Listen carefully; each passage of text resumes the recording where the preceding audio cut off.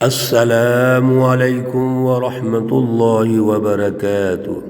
اعوذ باللہ من الشیطان الرجیم، بسم اللہ الرحمن الرحیم۔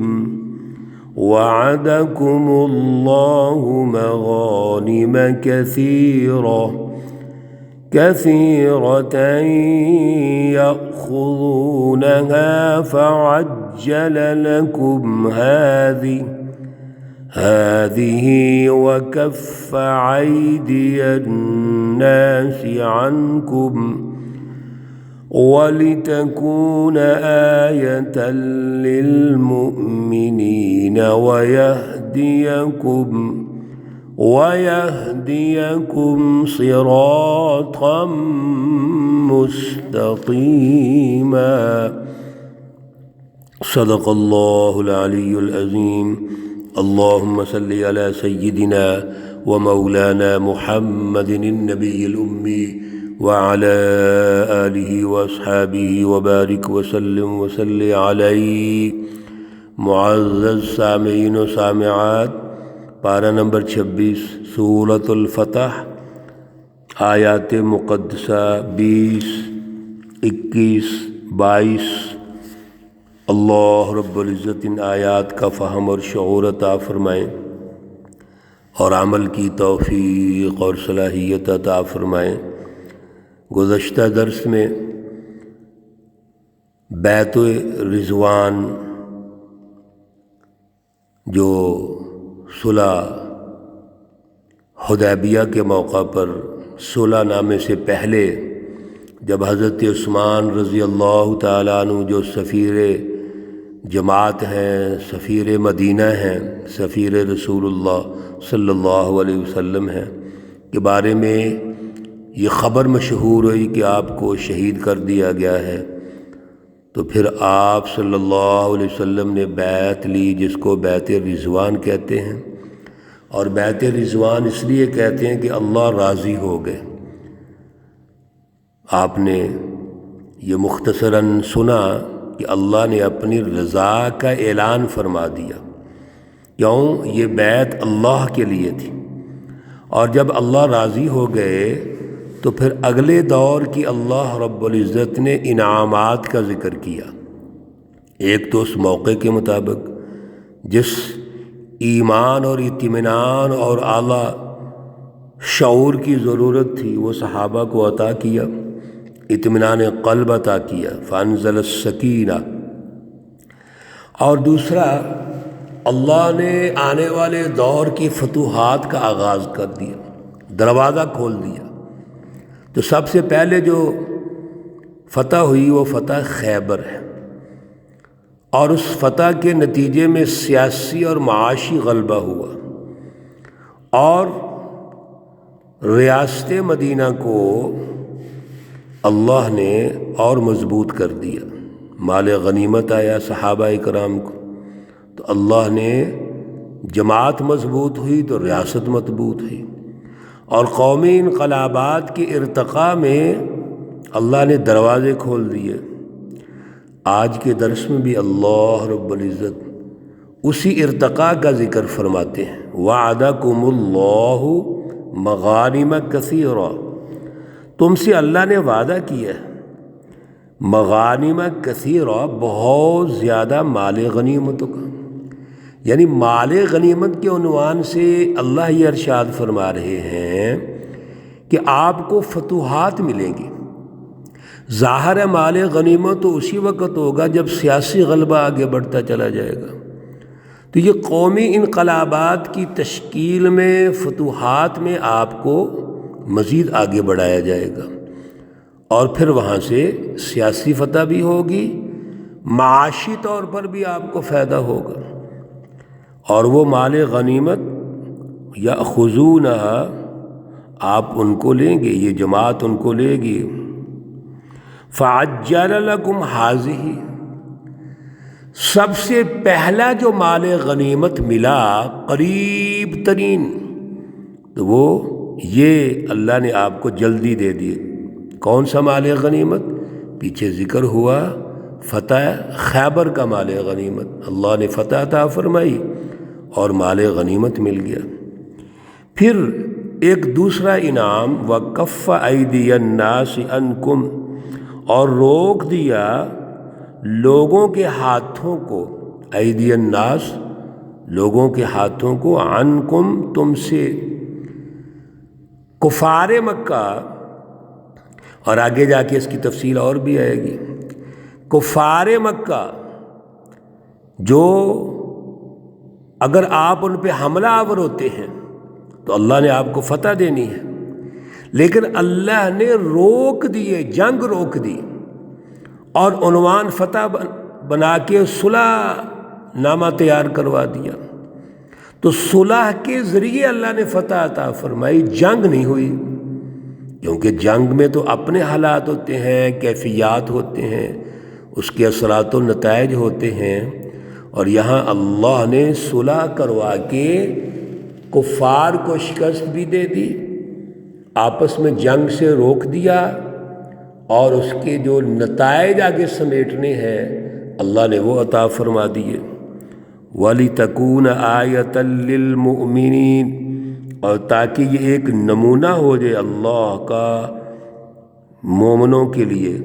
اللہ رب العزت نے یہ جو ٹرننگ پوائنٹ ہے صلح، اس کو تاریخی طور پر ایک نمونہ قرار دے دیا، اسوہ بنا دیا کہ جنگ کے اندر مقصد کسی کو جان سے مارنا نہیں ہے، مقصد تو سیاسی فتح ہے، اور سیاسی فتح اگر صلح سے ہوتی ہے تو وہ کی جائے گی، اگر صلح سے نہیں ہوتی، جنگ ناگزیر ہے تو جنگ ہو جائے گی۔ اصل میں جو معیار ہے وہ انسانوں کو بچانا ہے، مارنا نہیں، قتل نہیں کرنا معیار۔ میرے عزیزو اس بات کو سمجھیے، آج ہم نے جب اعلیٰ شعور چھوڑ دیا، بصیرت ختم کر دی، تو کچھ لوگوں نے ہر وقت جنگ کو ہی لازمی قرار دے دیا۔ وہ کہتے ہیں جی ہر وقت جنگ ہوگی، ہر وقت جنگ نہیں ہوگی۔ جتنا یہ اللہ رب العزت کا ایک طریقہ کار ہے اور رسول اللہ صلی اللہ علیہ وسلم کا اسوہ حسنہ ہے، اس کو سمجھیے، یہ ہماری تربیت کے لیے ہے۔ اس لیے فرما دیا وَيَهْدِيَكُمْ، اور تمہیں جو اللہ رہنمائی دیتے ہیں وہ صراطً مستقیما، وہ سیدھے راستے کی رہنمائی ہے۔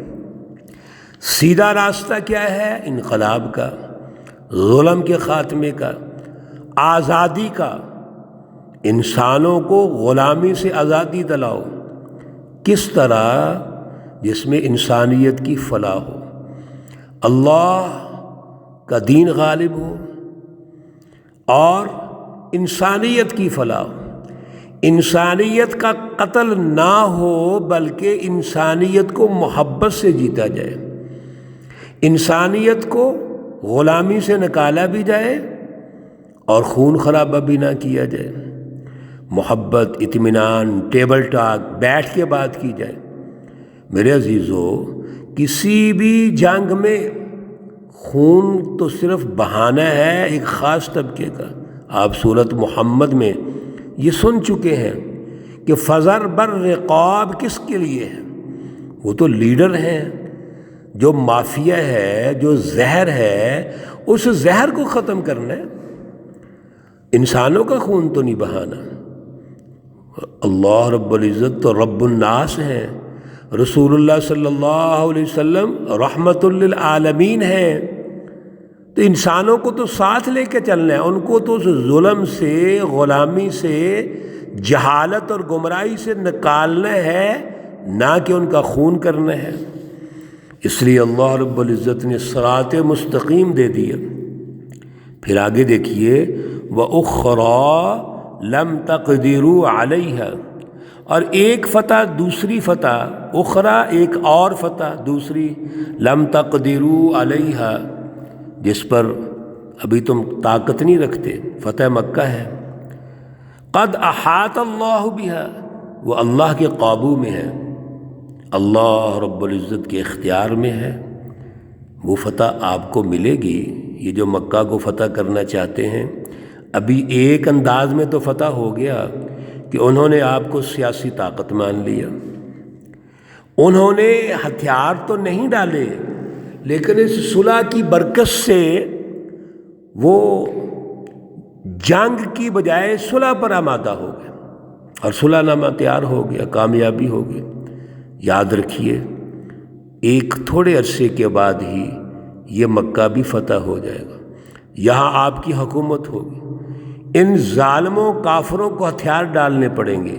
وَكَانَ اللَّهُ عَلَى كُلِّ شَيْءٍ قَدِيرًا، اور اللہ رب العزت ہر چیز پر قادر ہے، وہی قدیر ہے، وہی علیم ہے، وہی حکیم ہے۔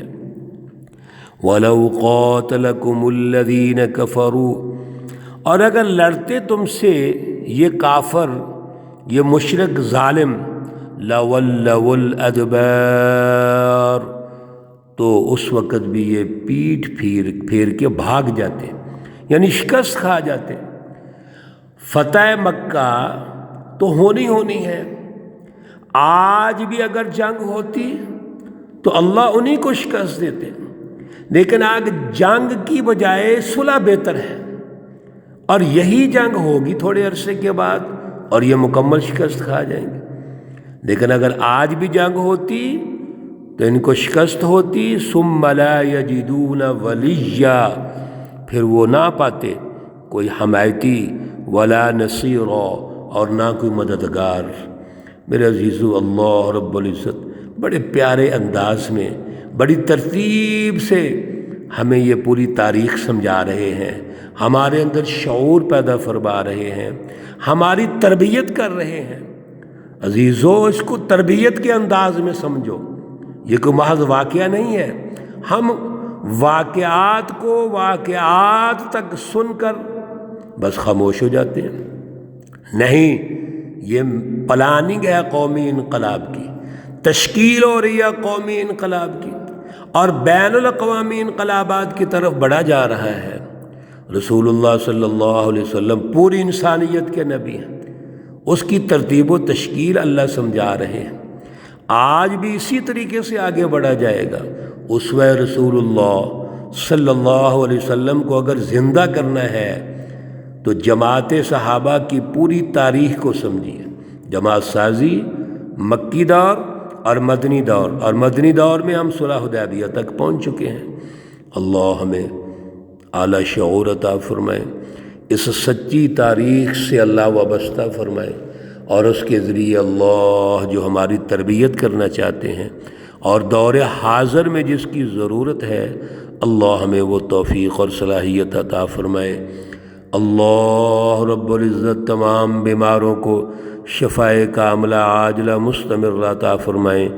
اللہ رب العزت تمام مرحومین و مرحومات کو جنت الفردوس میں اعلیٰ مقام عطا فرمائے۔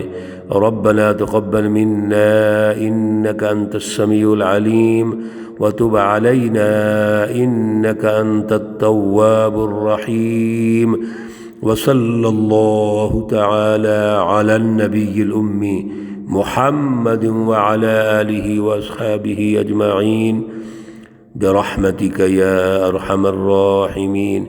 السلام عليكم ورحمة الله وبركاته۔